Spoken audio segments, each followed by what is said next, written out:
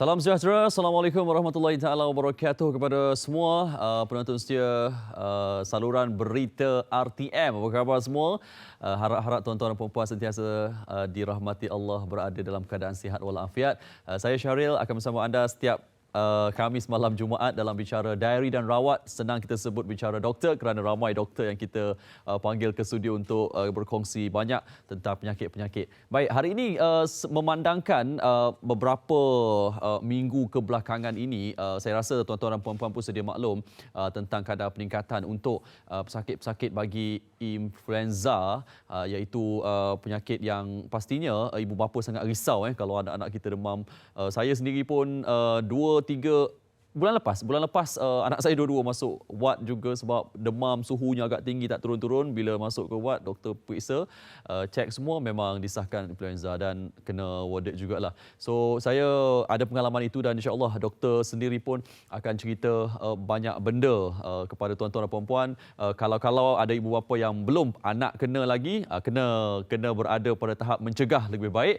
Tapi kalau dah terkena, mungkin ada beberapa perkara yang doktor nak nyatakan kepada kita semua tentang jangkitan influenza itu sendiri. Saya juga nak maklumkan kepada tuan-tuan dan puan-puan juga tentang jangkitan influenza ini. Anda sentiasa berada di laman maya kan. Jadi janganlah lupa juga untuk melihat laman web rasmi Kementerian Kesihatan Malaysia di moh.gov.my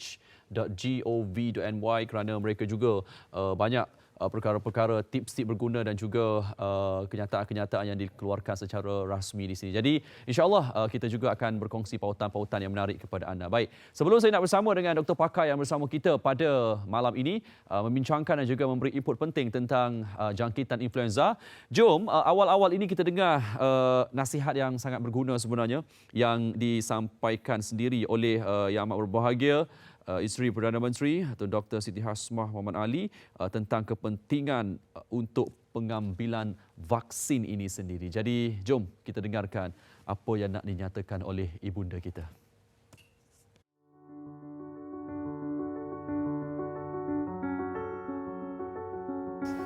Saya dan suami mendapat vaksinasi flu setiap tahun.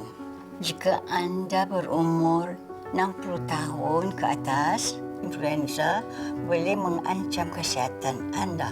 Simptomnya boleh menjadi sangat serius sehingga menyebabkan anda masuk ke hospital. Anda juga berisiko untuk mendapat komplikasi yang mengancam nyawa seperti radang paru-paru, sakit jantung dan stroke. Ini juga sebab mengapa 90% kematian berkaitan dengan influenza berlaku di kalangan warga emas. Seperti mana saya dan Mahathir, saya sarankan kepada anda juga dapatkan vaksinasi influenza. Anda perlu dilindungi walaupun anda tidak bercuti di luar negara kerana musim flu berlaku sepanjang tahun di Malaysia. Hanya dengan satu suntikan saja setiap tahun akan bantu menghalang anda daripada mendapat influenza. Terus menikmati kehidupan bersama orang yang disayangi.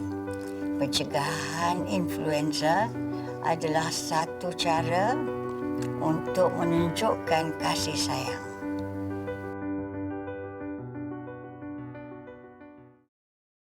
Okey, itu dia yang dinyatakan oleh Yang Amat Berbahagia Tun Dr. Siti Hasmah Mohamad Ali. Penting untuk kita fahami kenapa vaksinasi itu sangat penting dan kenapa vaksin influenza itu sendiri sangat penting. Baik, tentang jangkitan influenza kita nak bersama dengan seorang yang amat arif tentang ini. Saya sangat bertuah Dr. Wan Nur Aini Wan Muhammad Noor, pakar perubatan kesihatan awam, bahagian kawalan penyakit di Kementerian Kesihatan Malaysia, sudi bersama kita pada hari ini. Doktor, apa Apa khabar? Alhamdulillah sihat. Doktor secara peribadi pernah tak kena influenza? Saya tak pernah uji untuk tahu. Tapi saya pasti saya pernah kena. Pernah kena masa kecil-kecil dulu ke ataupun masa besar-besar ni ke?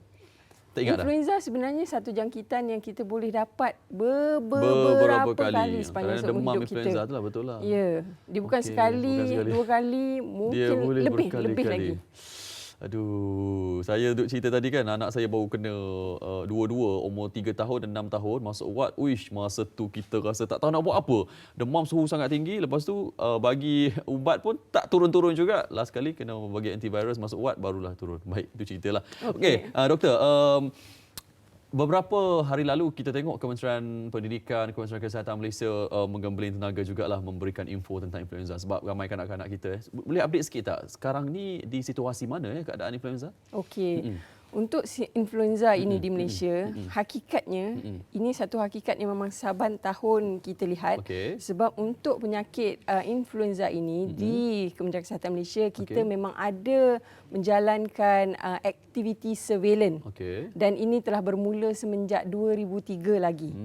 Jadi saban tahun kita akan rekodkan data-data yang kita dapat daripada seluruh negara, lihat trend peningkatan, penurunan dan sebagainya. Jadi daripada trend yang kita rekodkan ini, saban tahun memang penghujung tahun itu memang akan ada peningkatan. Hujung tahun? Ya. Kenapa? Kenapa? Dia hujan ke? Dia cuaca ke? Okey. Memang ada kajian-kajian mengatakan ada kaitan dengan cuaca dan sebagainya. Tetapi perlu kita ingat di hujung tahun tu kita ada satu event yang berlaku yang semua orang memang akan terlibat sama. Sambutan tahun baru? Bukan. Event apa? Cuti sekolah yang panjang. Okey. Tak terfikir pula. Tak terfikir. Anak bawa saja satu, tak ingat lagi. Cuti sekolah. Bila cuti sekolah yang panjang ni, semua orang mengambil peluang bercuti, bergerak merata-rata. So, bila orang sangat mobile, jadi jangkitan influenza yang sangat mudah menular ini berlaku. Satu lagi, jangkitan influenza ini kalau di negara beriklim sederhana ataupun negara yang ada 4 musim winter season bagi mereka adalah flu season. Memang pada masa musim sejuk peningkatan yang sangat ketara akan dapat dilihat di negara-negara beriklim sederhana. Jadi dengan itu macam kita tahu jugalah macam saya sebutkan di awal tadi, rakyat Malaysia bila dia mobile tu bukan sekadar di dalam negara, They even go outside Malaysia, pergi umrah, pergi bercuti di sana dan sini sebab ialah everybody can fly. Betul. Dan kalau kita kena faham juga negara beriklim sederhana ini sebab kita duduk di garisan khatulistiwa. Betul. Kita dalam kategori negara-negara tropika. Jadi negara yang beriklim sederhana ini ada di atas dan di bawah, di hemisfera utara, di hemisfera selatan. Cumanya hemisfera utara musim sejuknya coincide dengan musim cuti sekolah kita yang panjang. Dan pergerakan lebih banyaklah yang southern hemisphere punya tu kita ada juga rekodkan peningkatan tetapi tidak setinggi semacam peningkatan bila the northern hemisphere punya winter season.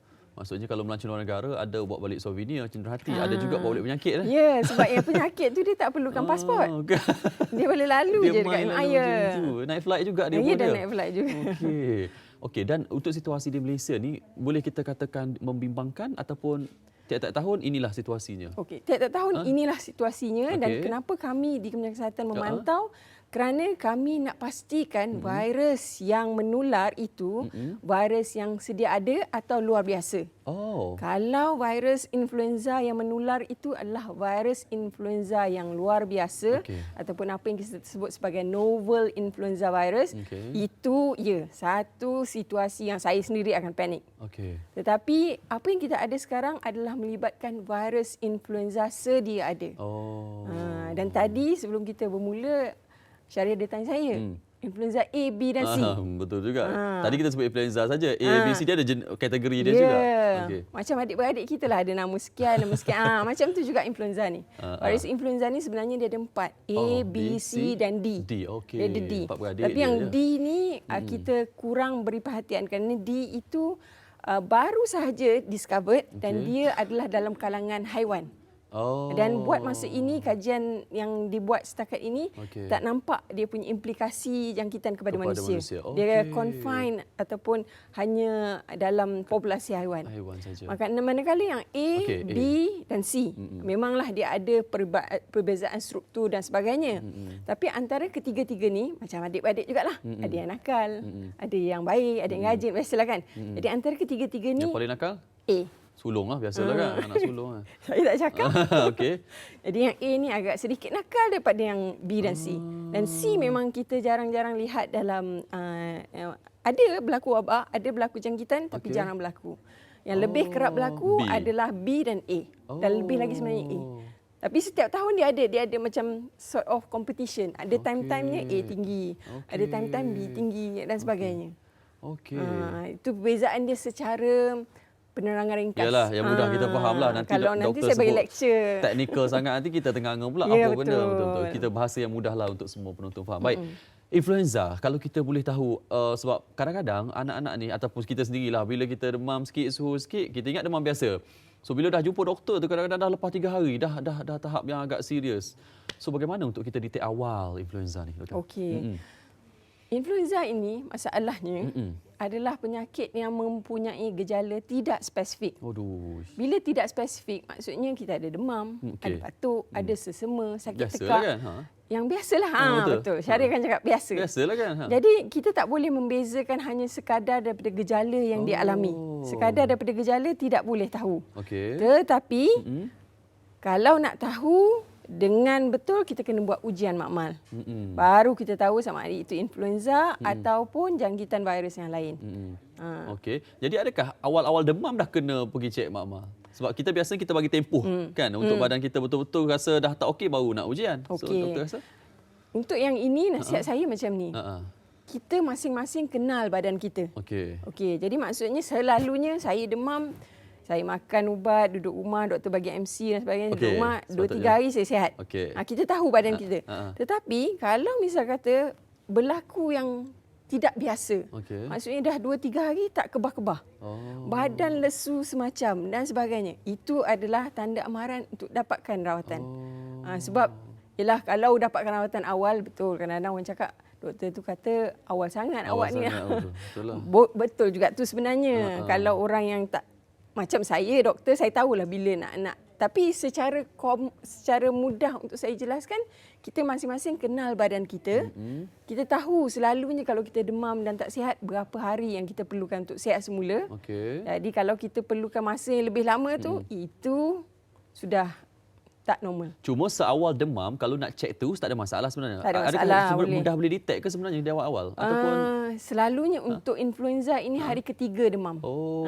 Itu yang kalau pergi awal takut doktor cek. Tak ada apa? Tak ada apa lagi. Kita pun ingat tak ada apa? Kita pun tak ada apa. Betul juga. Tapi Okey. macam yang saya sebut tadi, golongan kanak-kanak, Okey, yes. dia sebab berminat kan. Okey, golongan kanak-kanak untuk influenza ini jangkitan tu menyebabkan gejala yang agak sedikit luar biasa sikit, Okey, lain setuju. sikit daripada orang Betul, dewasa. betul. Apa yang saya maksudkan adalah dia akan mungkin komplain dia adalah dia sakit perut. Okey. Mungkin komplain dia ada cerit berit. Okey. Dia lain sikit. Okey. Saya pun kurang pasti nak menerangkan macam mana kenapa Ya. anak-anak. Jadi maksudnya bila dia ada cerit berit, sakit perut dan satu lagi kanak-kanak ni dia tak reti express diri dia. Betul. Jadi sebagai ibu bapa, kita perlu Tengoklah. memantau dengan rapi. Maksudnya kalau biasa dia pakai pampers misalnya katakan dia pakai lampin, selalunya dalam sejam 2 jam dah kena salin. Tiba-tiba dah 3 jam dia punya lampin tu kering je. Maksudnya badan dia kering. Badan dia cecair badan dia tak cukup. Itu satu benda yang kita perlu bimbangkan. Baik. Ataupun dia selama ni aktif tapi tiba-tiba dia tak aktif. Duduk diam, tak nak main, lesu, Itu tanda-tanda jugalah. tak selera makan, muntah teruk. Baik. Baik. Macam suhu doktor kadang-kadang biasanya paracetamol tu yang kita makan tu kalau kita suhu tinggi 37, 38, 39, kalau kita makan dia dalam masa beberapa jam dia turun. Tapi untuk influenza dia susah sikit nak turun suhu tu doktor. Ya. Betul Ya. Okey. Dia memang dekat situ memang ada bukan pada semua orang. Ada orang-orang tertentu ada masalah macam tu. Tapi ya. Okey. Dan influenza ni juga sebenarnya satu sebab kenapa dia mudah merebak Okey, sebab? adalah Okey, selalunya kita akan menjangkiti orang lain bila kita bergejala. Tetapi untuk influenza ni ada orang yang dapat jangkitan virus tu ada dalam badan dia tetapi tak ada gejala. Mungkin juga boleh berlaku begitu. Di mana kajian menunjukkan sekitar 30%. Okey. Ada yang ada virus dalam badannya tak ada gejala. Jadi dia sakit macam mana? Maksudnya dia tak tahu yang virus tu ada dalam badan dia. Tak demam, tak apa? Tak ada. Okey. Ada Tapi juga dia macam boleh tu. bagi orang lain. Itu sebab untuk influenza ini dia punya gejala dia daripada yang ringan seringan-ringannya, even tak ada gejala pun mungkin, sehinggalah gejala yang teruk. Jadi yang gejala yang teruk ni yang kita risaukan. Dan gejala yang teruk ini jika tidak dirawat dengan betul dan seawal yang patutlah sebelum dia melarat, dia mungkin boleh menyebabkan komplikasi atau mungkin juga boleh membawa kepada kematian. Allahu akbar, Allah, na'udzubillah. Baik, saya banyak benda nak tanya pasal kanak-kanak lagi sebab kanak-kanak punya gejala dia sensitif sikit. Kita Dekat bagi di hati, doktor dekat di hati. Dekat di hati sebab ialah anak-anak kalau kita kena kita rasa kita boleh handle, tapi kalau anak-anak kena kita tak sanggup untuk tengok anak kita menderita.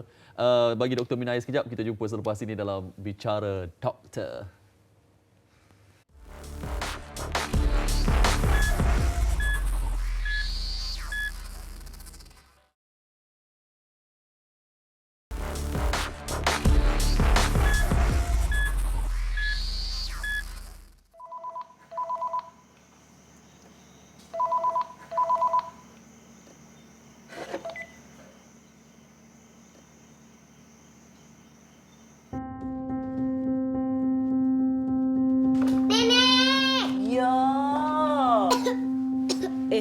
Adik demam ni.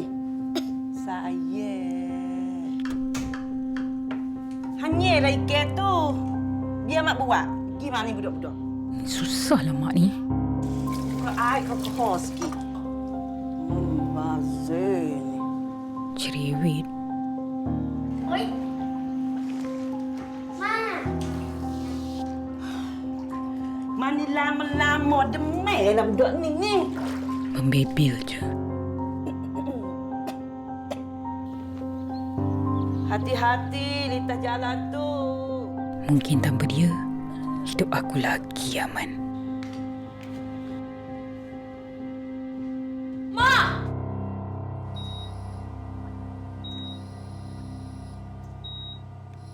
Tapi aku silap. Doktor kata mak dijangkiti influenza yang memburukkan lagi penyakit jantung mak dan menyebabkan strok.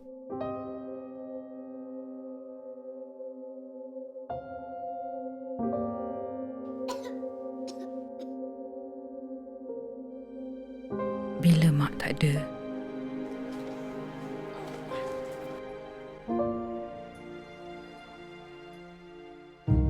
baru aku sedar yang mak wanita yang tabah.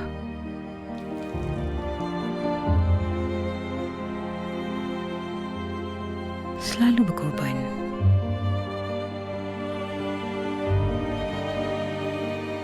Penyayang. Baik. Sentiasa jaga kami. Basuh tangan tu dulu. Budak-budak mudah sakit. Hari pertama aku menjejakkan kaki ke sini, Makan nasi tu lah. dia sayang aku macam anak sendiri.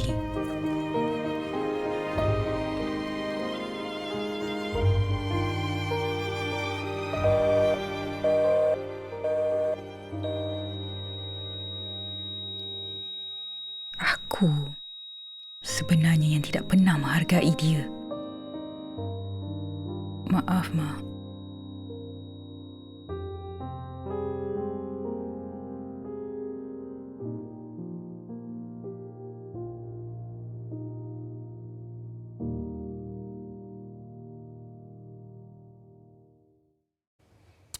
Okey, baik. banyak benda yang kita boleh belajar dari video itu. Bagaimana satunya situasi anak dengan ibunya dan bagaimana bila cucunya yang batuk tadi mungkin terjangkit dekat mak dia dan akhirnya boleh membawa maut. Dan akhir sekali kita tengok tadi warga emas antara yang berisiko tinggi juga. Wah, doktor, itu memang penceritaan yang sebegitu Banyak isi boleh banyak dikupas isi doktor. Okey. Tadi disebut warga emas dengan kanak-kanak Maksudnya jangkitan itu boleh berlaku sebegitu doktor. Okey, tadi kan kita berhenti pasal komplikasi dan kematian betul, kan? Betul. Okey. Golongan yang kita panggil sebagai golongan berisiko tinggi. Okey, baik. Mereka ini memang mudah untuk mendapat komplikasi dan komplikasi jika tidak dirawat dengan betul boleh membawa kematian. Jadi kumpulan berisiko tinggi ini ada beberapa golongan. Okey. Kanak-kanak di bawah umur 5 tahun, Okey. warga emas, Okey. wanita hamil, Okey. mereka yang ada penyakit-penyakit kronik seperti kencing manis, darah tinggi, asma dan sebagainya. Dan mereka yang ada masalah dengan daya ketahanan badan dia. Betul. Contohnya orang yang mengidap kanser, yang ada pesakit HIV, yang under kemoterapi treatment, mereka yang mungkin makan ubat yang menyebabkan imuniti badannya rendah macam orang on steroid. Betul. Ataupun satu lagi, golongan obes. Oh, pun ada risiko. Kerana wanita hamil dengan obes ini, dua golongan ini, kalau kita lihat struktur badannya, bahagian abdomen dia besar. Okey. Jadi kalau kita perasan, kita bila tak sihat batuk, bila kita ada jangkitan saluran pernafasan dan senang cerita, kita akan batuk, kita akan bersin dan sebagainya. Benda itu memerlukan pergerakan, ini cerita fisiologi sikit. Baik. Dia akan memerlukan pergerakan diafragm kita untuk kita nak batuk. Betul-betul kita keluarkan apa yang patut kita keluarkan. Golongan ini disebabkan struktur badan yang berubah kerana bahagian abdomen yang besar daripada kita yang biasa. Dia punya action of coughing or sneezing tu dah tak se-efektif macam kita yang normal. Kalau kita batuk kan, dia tak. Bayangkan kalau kita macam semput sikit lah. Bayangkan macam contoh, Syaril minggu tu rasa nak buat push up lebih sampai sakit sini kan. Sakit sini. Bila batuk rasa nak batuk tu macam tak lepas. Macam tu. Jadi itu antara golongan yang berisiko tinggi untuk mendapat komplikasi sekiranya mereka dijangkiti ataupun mungkin bawa kepada kematian. Allah na'udzubillah. Jadi jangan kita assume kita yang sihat, alhamdulillah kita boleh recover dalam masa 2-3 hari ke seminggu ke daripada influenza. Ada golongan yang jika mereka dapat, mereka mungkin menjadi lebih teruk. Sebab saya cerita tadi yang kanak-kanak tadi, sebab macam anak-anak saya sendiri ada asma. Bila kena influenza tu dia punya pernafasan sempuk tu, pernafasan tu, subhanallah, takut kita tengok Tetapi sebab sebelum ni kalau asma ni kita daripada mungkin macam mana dia start batuk dulu, lepas tu dia ada kahak, lelah. Influenza ni dia demam dan pernafasan dia sangat laju, dia sangat-sangat berbeza lah dengan itu yang dan berlaku terminologi kita panggil acute. Berlaku sangat pantas. So bab tu ibu bapa siapa-siapa saja yang anak yang mungkin berlaku keadaan luar biasa daripada kebiasaan, nak kena alert lah benda ni. Betul. Okey, baik. Kita cerita juga golongan berisiko dah siap. Saya nak tanya tentang kepentingan vaksin. Ini sangat-sangat penting sebab vaksin untuk influenza ni dia katanya tiap-tiap tahun kita kena ambil supaya sebab virusnya nakal katanya. Doktor kena cerita sikit bab ni? Okey, sebelum saya cerita bab vaksin tu, saya nak bagi penjelasan sebab di luar sana banyak kita mendengar ada orang sebut vaksin, ada sebut antiviral. Kadang-kadang dia tak tahu pun apa perbezaan benda yang disebutkan tu. Okey. Bagi saya jelaskan apakah dia vaksin, apakah dia antiviral. Okey? Silakan cikgu. Ya, murid. Okey. So bila kita cakap vaksin, vaksin kita beri kepada orang yang sihat. Okey, vaksin untuk orang yang sihat. Orang sihat. Okey. Tujuannya untuk mencegah daripada dapat jangkitan. Okey. Vaksin orang sihat. Jadi kalau tak sihat, jangan ambil vaksin. Okey. Kalau tak sihat, kita ambil antiviral. Kalau untuk influenza lah kita ambil antiviral. Antiviral adalah kaedah perawatan merawat jangkitan influenza. Itu sakit, sihat. Okey? Kalau masa sakit ambil vaksin tak jadi apalah. Sakit ambil vaksin, takutnya makin teruk. Sebab di dalam vaksin itu sendiri memang ada terkandung virus yang dimatikan.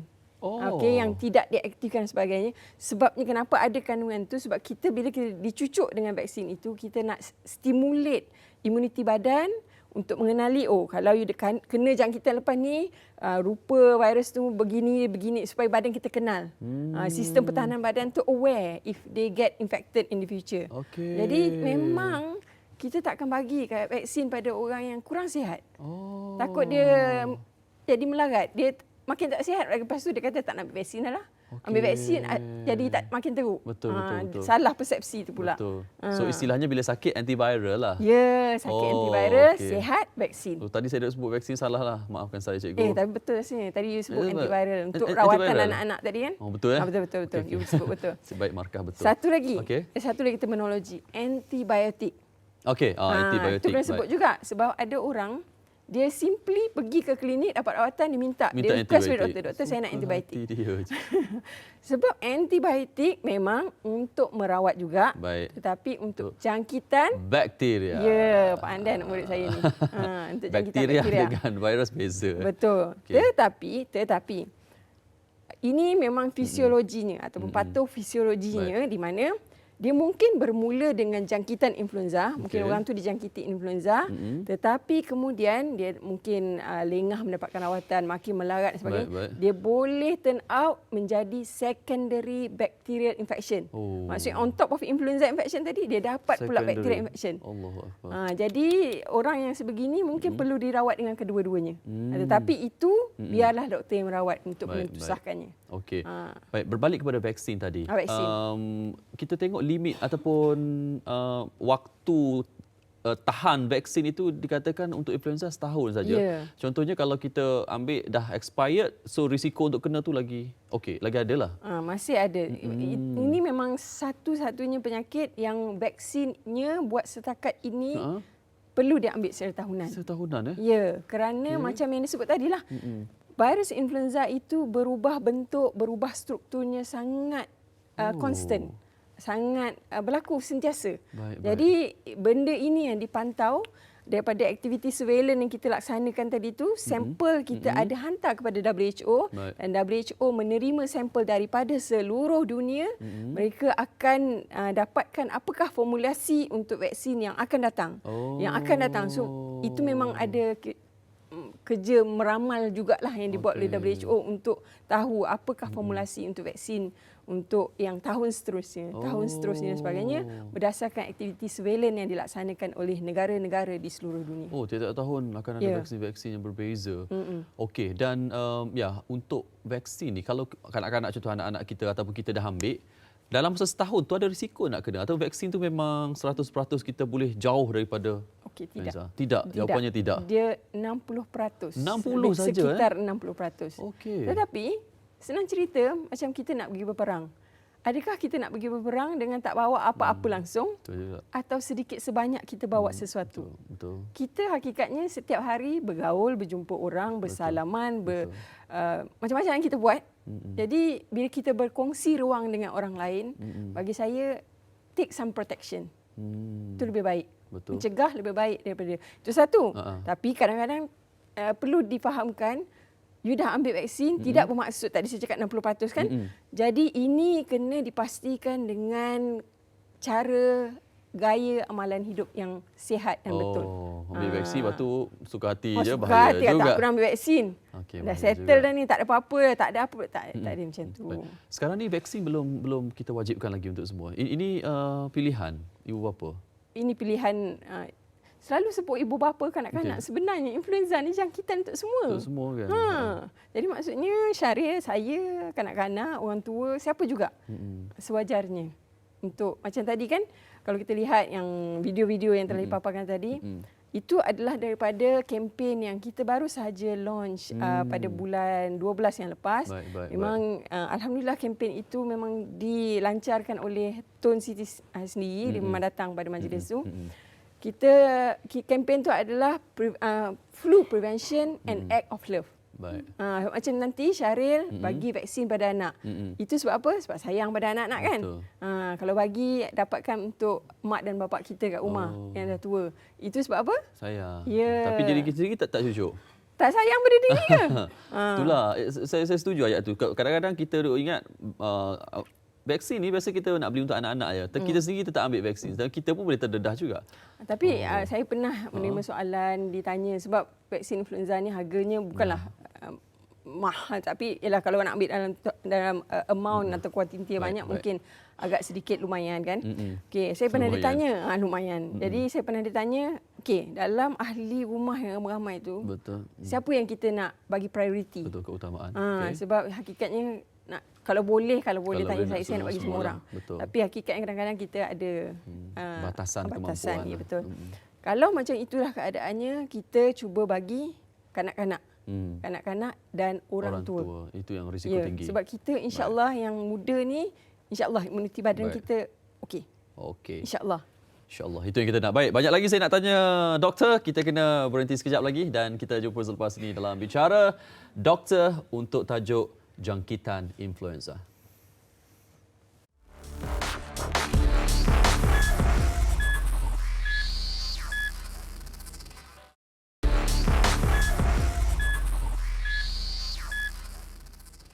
Baik, kembali bersama kami dalam Bicara Doktor. Cerita tentang jangkitan influenza. Ada A, B, C, D. D sangat rare di kalangan haiwan. A yang paling nakal tapi dia bergaduh dengan B. C pun jarang-jarang berlaku. Lebih kurang macam itulah. Bahasa mudah untuk kita senang faham. Okey, baik. Tadi kita berhenti kat mana tadi? Tadi kita berhenti kat vaksin tadi yes. kan. Vaksin, golongan berisiko dan sebagainya. Saya nak tahu tentang sebagai contoh kalau anak kita ataupun siapa-siapa yang tengah sekarang ni berada pada situasi influenza, apa yang kita kena buat supaya tak berjangkit dengan orang lain? Okey. Kalau kita bergejala. Dia sebut bergejala lah. Bergejala lah senang cerita sebab kan semua orang pun pergi nak test tengok influenza ke tidak. Tak ya. Cukuplah ini konsep mudah untuk kalau kita bergejala. Penyakit apa jugalah ya. Penyakit yang kita bergejala selalu pernafasan, maksudnya kita ada demam, sakit tekak, batuk, selesema. Okey, kita ada gejala. Bila kita bergejala, kita sepatutnya menjadi pesakit yang bertanggungjawab. Okey, betul. Sebab kita tak nak rebakkan pada orang lain lebih banyak lagi. Betul. Jadi kalau kita seorang pekerja, kalau doktor bagi cuti, duduklah di rumah. Bukannya pergi shopping komplek. Berlaku. Okey, betul. Dia masuk shopping mall sihat tiba-tiba. Tiba-tiba masuk shopping mall tu sihat. Tapi lepas tu dia batuk kata-kata lah. Kan? Satu, jadi seorang yang bertanggungjawab. Yang seterusnya kalau budak sekolah sama jugalah. Maksudnya kalau kita perasan anak kita tak sihat, kita suruh dia duduk di rumah lah. Janganlah pula hantar ke sekolah, masih suruh dia pergi sekolah sebab kata tak ada orang jaga dan sebagainya. Ataupun budak yang duduk taska, hantar. Sebab hakikatnya kanak-kanak ni tak adanya dia reti untuk mengasingkan diri satu sama lain. Ataupun apa kita sebut sebagai social distancing, menjauhkan diri daripada orang lain. Sekurang-kurangnya 1 meter jaraknya. Sekarang ni jarak kita okey. 1 meter lebih. Okey lah. Tak ada. Okey, maksudnya jangan pergi sekolah. Cuma durasi masa biasa berapa lama kalau anak kita demam influenza? Kalau orang yang imuniti badannya okey, dalam 2-3 hari insya-Allah okey. Once dia punya demam tu dah turun insya-Allah sebab biasanya kalau masuk ward, antiviral tu pun kena habiskan 5 hari biasanya. So kita boleh katakan 5 hari lah. Senang begitulah. Okey, itu satu. Untuk cuba mengelakkan daripada pergi ke tempat tumpuan ramai. Tadilah maksudnya sekolah, tempat kerja, semua. Kemudian amalan ini kalau kita cerita makan ada adabnya. Kalau kita cerita bawa kereta ada adabnya. Bercakap ada adab. Batuk dan bersin pun ada adabnya tau. Okey. Siapa batuk tadi? Okey. Dia ada adab batuk dan bersin yang baik. Apa maksud saya tu? Maksudnya bila kita batuk atau bersin, kita sepatutnya tutuplah mulut dan hidung kita. Sebab kat sini bila kita batuk dan bersin ni, dia punya titisan saluran pernafasan tu akan keluar. Kita fahamlah akan keluar dan mungkin boleh menjangkiti orang yang dekat dengan kita. Okey, bila dia mudah keluar kita nak tutup dengan apa? Tutuplah dengan sapu tangan ke, tisu paper ke. Tapi kadang-kadang dua-dua pun tak ada. Tangan lah. Jangan. Jangan dengan tangan. Jangan. Kalau boleh sangat elakkan daripada menutupkan tangan. Sebab masalahnya tangan kita ni mengata-kata tempat kita akan pegang selepas tu. Hocom, batuk salah. Assalamualaikum.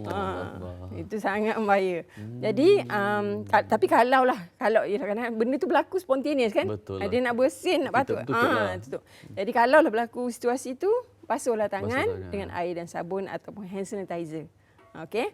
Ataupun sebenarnya bila kalau batuk dan bersin, adab yang betul kalau tak ada tisu paper, tak ada sapu tangan. Begini. Kita tutup dengan belah dalam tangan kita ni. Sekarang ni baju ketat tak boleh nak. Itulah dia. Tak boleh nak pergi. Tak boleh nak pergi. Tak apa. Macam itulah sebab bahagian ini kita jarang, kita tak salam dengan orang di sini. Betul. Itu satu. Okey. Seterusnya bila kita dah guna tadi tisu paper macam kata. Letak pula merata-rata. Itu tak betul lah tu. Dah guna, buanglah. Kan? Tadi adat kan? Itu Adab. Tadi adab, itu biadab nama dia. Dia nak share dengan orang lain. Jadi itu antaranya. Kita apa yang kita boleh buat kalau kita bergejala. Dan kalau kita pergi klinik, doktor bagi tadi kata antiviral, doktor bagi 5 hari. Habiskanlah 5 hari. Habis rasa 3 hari dah okey dah, tak payah kot. Habiskan. Berangai lah kita ni kan. Jadi itu antara kalau kita jadi pesakit yang bergejala, kita kena jadi bertanggungjawab. Okey, ini saya kena tanya. Contohnya kalau abang long anak kita sulung seorang je kena dekat rumah. So macam mana kita nak buat dekat rumah? Sebab biasanya kalau sakit apa yang kita akan cleaning satu rumah dengan Dettol semua sebagai contoh. Influenza kena buat macam tu juga ke? Kalau ikutkan, ya, sebab dia punya konsepnya, sebab influenza ni rebakkan dia melalui titisan saluran pernafasan. So titisan saluran pernafasan ni melalui bersin, batuk, So, even dia bercakap melekat lah pun. kat dinding, kat apa-apa. Dia boleh pergi kepada persekitaran pesakit. Dan bila misal kata dia batuk, jadi kat sini ada orang lain sentuh dan orang tu pegang muka dia dan sebagainya. Boleh. Jadi dia punya kuncinya adalah pengasingan. Orang yang bergejala tu diasingkan daripada yang lain. Diasingkan sepatutnya. Jadi kita akan asingkan supaya dia boleh recover dengan elok dan dia tak bagi dia punya jangkitan tu pada orang lain. Dan janganlah pula berkongsi tuala lah, berkongsi Berus gigi anak-anak contoh. Anak-anak memang macam tu lah, dia suka berkongsi-kongsi. Ya. Okey, itu yang jadi biasanya kalau anak kena, seorang kena akan berjangkit lah. Dia meriah lah lepas tu. Dia meriah lah lepas tu. Okey, ini pengalaman saya juga. Saya nak minta pandangan doktor jugalah. Kadang-kadang bila anak kita kena, doktor akan bagi antiviral kepada anak. So masa tu ibu bapa kena makan antiviral juga tak? Sebab kita nak take care untuk anak-anak, takut terkena pada kita juga. Okey. Ini ada berbagai pendapat. Ada doktor yang merawat yang tidak menggunakan kaedah itu. Tak menggalakkan. Tak menggalakkan sebab dia tak nak ada kerintangan ataupun resisten kepada antiviral. Kita tak ada. Itu tak ada. Ada yang macam tu. Tetapi ada juga yang mengamalkannya sebab reason dia kerana sekarang ni anak itu dijangkiti. Confirm ada, betul ada. Memang dia pun ada rawatan dia, dah terima rawatan. Jadi penjaga itu sepatutnya dia sihat. Tadi saya dah ajar tadi kan, kalau sihat ambil apa? Vaksin. Tengok nak cikgu nak test murid. Jadi sepatutnya kalau dia sihat ambil vaksin. Tetapi masalahnya vaksin 2 minggu lepas ambil baru imuniti kita akan build up untuk melawan influenza. Kalau masa tu kita cucuk 2 minggu lepas tu baru okey. Jadi itu sebab ada doktor yang bagi kepada penjaga untuk kanak-kanak tu. Sebab bila kita kata asing kan, orang tu dah lah sakit, so asing. Lepas tu kita tak boleh nak jaga sebab kita tak ada protection. So itu jadi kita bagi kepada penjaga supaya memudahkan dia menjaga dan dia tidak dijangkiti.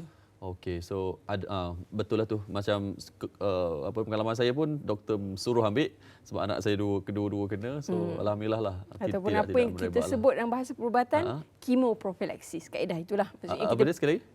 Belajar ya. Chemoprophylaxis. Chemoprophylaxis. Maksudnya kita bagi pada penjaga untuk elakkan dia dapat jangkitan tu.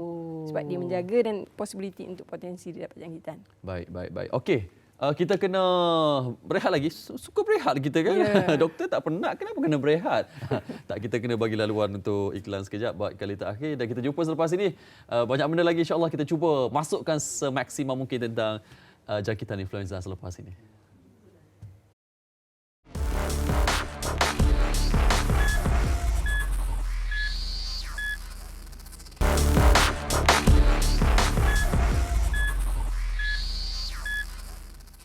Alright, kembali bersama kami dalam Bicara Diary dan Rawat Bicara Doktor. Kita masih lagi bersama Dr. Wan Nuraini Wan Muhammad Noor, pakar perubatan kesihatan awam bahagian kawalan penyakit KKM. Tiba-tiba confused pula sebab doktor sendiri banyak jawatan sebenarnya.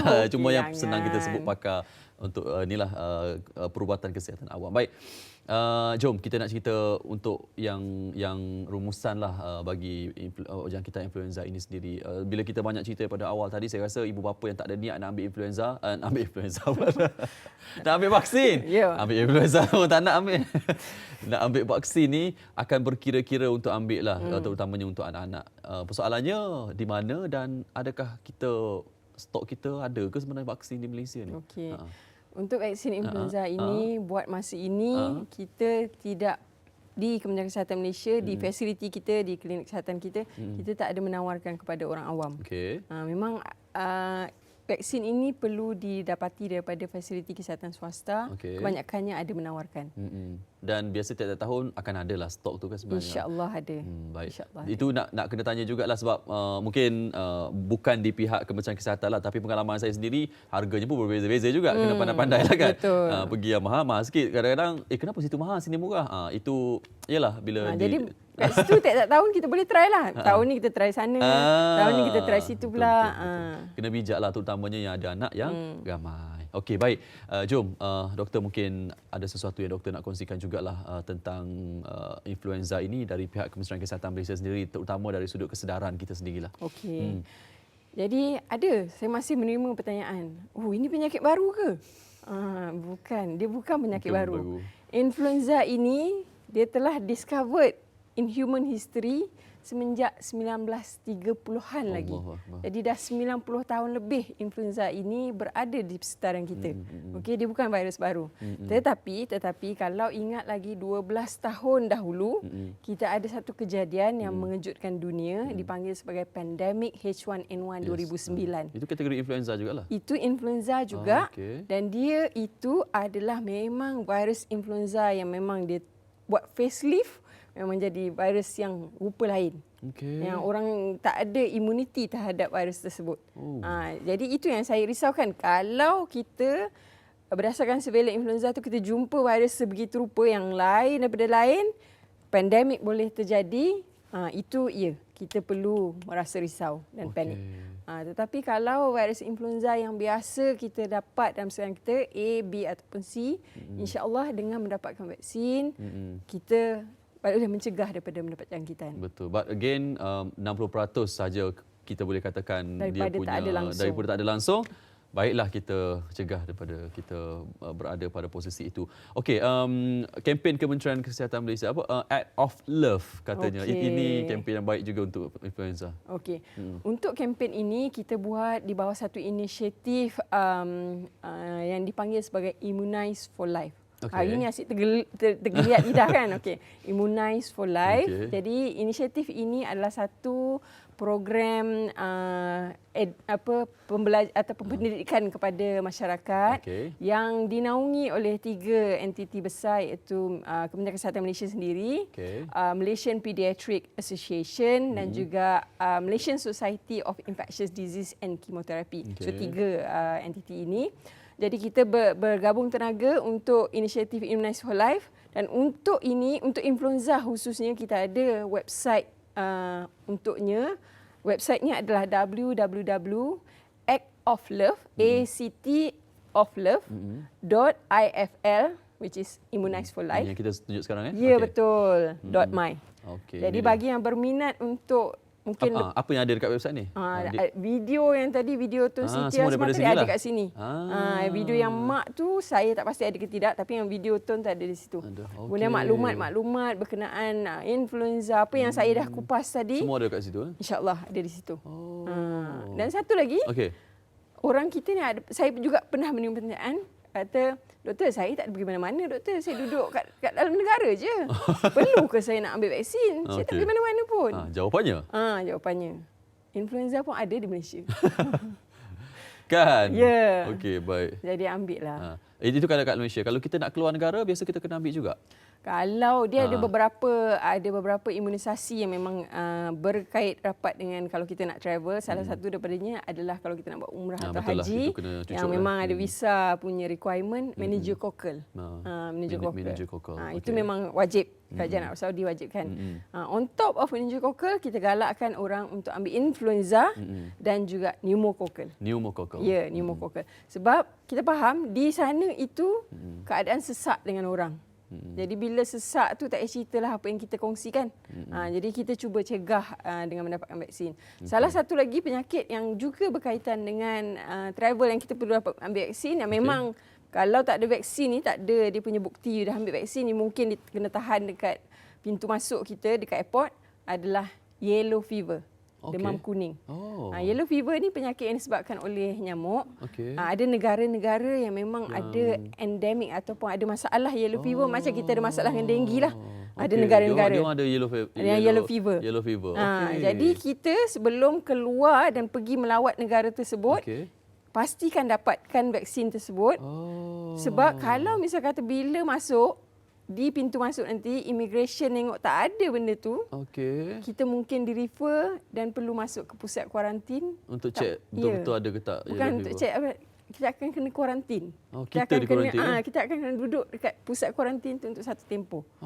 Ya. Jadi ini yang tapi ada beberapa negara yang tertentulah. Betul. Okey, baik. Itu yang kita nak kena tahu. Terutama mungkin kena jemput saya lagi kot. Pandai doktor. Dia punya rantaian dia. Kita macam cerita Marvel lah kan. Drama lah. Drama bersiri lah. So siri seterusnya kita nak cerita tentang vaksin keluar negara. Yellow fever. Bagi teaser je. Bagi teaser. Okey, baik. Allahu Akbar. Banyak bendanya yang saya belajar hari ini. InsyaAllah penting untuk kita tahu tentang influenza ini dan tentang vaksin ini sendiri. Dan saya rasa siapa-siapa yang dah ambil vaksin, kita kena tengok balik bila kita punya expired date tu kan. Kadang-kadang kita ingat je, aku dah ambil vaksin dulu. Rupanya 3 tahun lepas, 5 tahun lepas, dah sadaqallahul azim dah. dia kalau boleh tak tahu. Tapi kalau kita bertindan dekat sangat, dia tak apa ke tak elok juga? Tak ada masalah. Tapi janganlah bertindan minggu lepas ambil. Tak lah kan. Itu mengarut kan. Biasanya kalau kita kan biasa 6-7 bulan kita nak renew balik kita punya kontrak vaksin tu. Tak apalah setahun. Setahun should be okay lah. Okey, dan anak-anak seawal umur 6 bulan. 6 bulan dah start boleh Okey. Kalau kurang daripada 6 bulan tak boleh. Itu sebab tadi wanita hamil, saya tambah sikit. Kita tak sebut wanita hamil lagi. Okey, secara ringkas. Sebab wanita hamil bila dia mendapat vaksin dan dia boleh ambil vaksin influenza ni pada bila-bila masa kehamilan ni, tak ada masalah. Tak kisah dia baru 2 bulan ke 3 bulan, boleh ambil vaksin influenza ni. Tak ada masalah. Dan bagusnya bila dia ambil vaksin influenza, dia akan melindungi diri dia sendiri dan juga anak dalam kandungan sepanjang anak itu dalam kandungan dan the first 6 months of life. Semasa anak tu tak boleh ambil vaksin influenza lagi kan? Sebenarnya dia dah di cover ketika ibunya cucuk tu. Betul. Jadi ada dual effect. Dua-dua dapat. Alright. So maksudnya ibu mengandung tak apalah ambil vaksin ni. Dia tak ada risiko untuk anak lah. Okey, baik. Selamat. Baik, selamat. Terima kasih banyak doktor sudi bersama kami hari ini, Dr. Wan Nuraini Wan Muhammad Noor, Ketua Sektor PPKA cawangan panjang tu, yang pendek tu. Yang panjang mula-mula. Tapi saya nak sebut juga cawangan kesiapsiagaan surveillance and response. Ini doktor punya jawatan juga. Dan juga pakar perubatan kesihatan awam bahagian kawalan penyakit KKM. Jadi saya harap tuan-tuan dan puan faham dan juga tahu. Terima kasih juga yang menonton kami di Facebook pada ketika ini. Ramai juga yang menonton kami di Facebook kerana kita bersiaran di saluran Berita RTM. Jadi kita juga live di Facebook Berita RTM. Dan saya tak sempat nak tengok soalan-soalan tadi. Saya rasa insya-Allah doktor pun kena tengok nanti Facebook live Berita RTM. Kalau ada soalan doktor kena jawablah. Doktor aktif dekat media sosial? Semenjak tengah panik orang sebagian tak sempat. Tak sempat aktif lah. Sempat tengok Facebook. Doktor ni kena jadi macam artis juga tau. Sebab doktor antara orang yang boleh rujuk dan nak kena jawab soalan dekat Facebook selalu. InsyaAllah lepas ni kena aktif. Okey, baik. Terima kasih semua. Kita jumpa minggu hadapan. Tajuk minggu depan kita tak pasti lagi tajuk apa. InsyaAllah kita jumpa minggu hadapan. Dan apa dia? Pneumococcal.